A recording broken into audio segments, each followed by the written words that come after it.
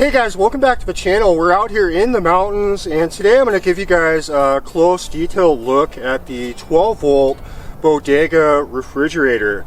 Now, I've had this for a couple months. I've gotten a lot of use out of it, and I'm going to pass that on to you guys. We'll look at the stats. I'll show you guys how I've used it, and I'll give you guys some tips if you're in the market for a 12-volt refrigerator. The Bodega Cooler comes in at just over 20 pounds, and that's for the 17-quart unit.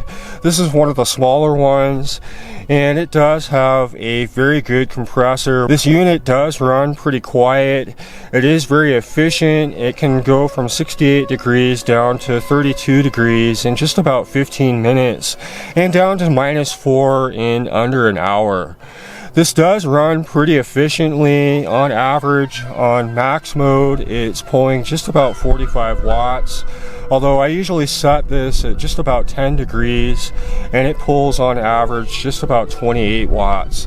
So this unit is fairly efficient. It does have a fuse, which is going to protect the unit from getting overloaded. For the past 7 years, I've done a lot of camping, primarily out of my Jeep Wrangler.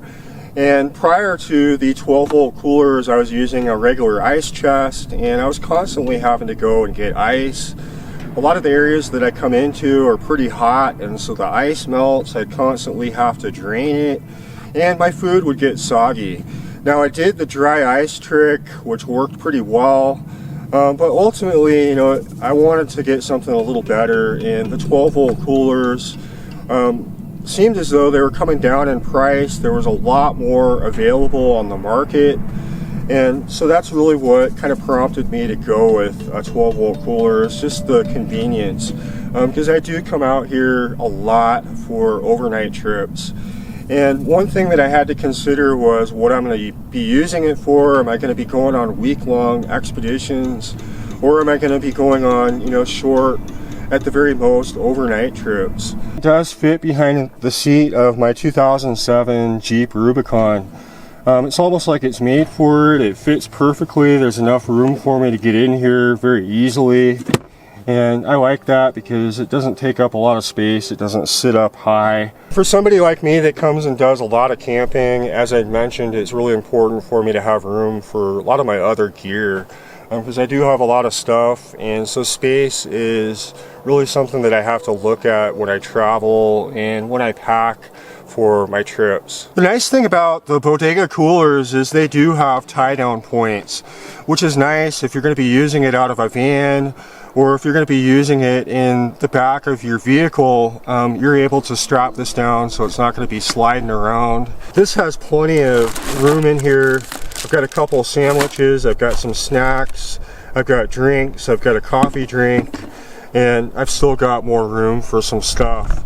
So they say on average, if you got this set to freezing, it's going to pull just about 45 watts. My experience, it usually pulls between 28 and 32, kind of depending on the temperature. If it's really hot, it's going to be higher. If it's colder, it's going to run a lot more efficient. But I'd say that's pretty good. I run this in my Jeep while I'm driving, get it nice and cold. All my stuff inside is nice and cold, and this is insulated pretty well, so even when I unplug it, it's going to stay cold for the majority of the day. And so that way I'm not having to run this. In the event where I feel like I want to run it, I can plug it into my power bank here, and I'm able to monitor how much it's drawing off that. And you know, I've stayed out for multiple days that way because I can use my solar panel to recharge this. And so ultimately, it's not an issue for me as far as how much power this thing draws. Now, I normally set this to about 10 degrees, and that seems to be cold enough for all my stuff. I don't use this as a freezer. This is a unit that I've used in the past couple months on various different camping trips. One particular, I went out with my daughter, and we were able to use the cooler, set it up in front of the tent, and she really enjoyed it, being able to get in there and get her drinks and have something that's cool, because it is hot in a lot of these areas, and that was my main reason for getting one of these 12-volt refrigerators. refrigerators. So I really don't have any complaints about this unit. I think it's a really good price for it. It seems to be really durable.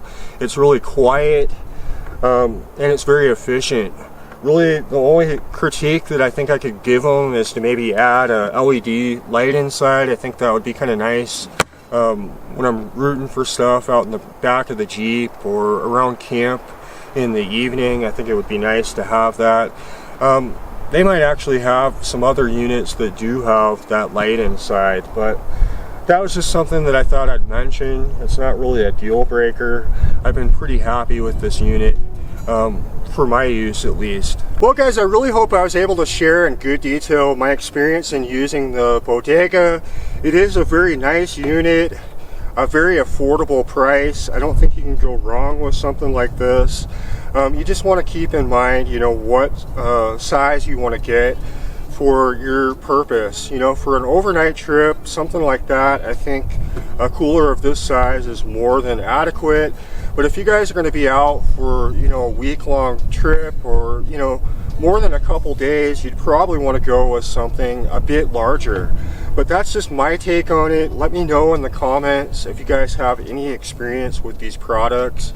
I really appreciate them sending me this unit to be able to use for the past couple months and be able to bring you guys a review. I will leave a link in the description. You guys can check out their website, all the stuff that they offer. I really appreciate it, and I look forward to seeing you in the next video.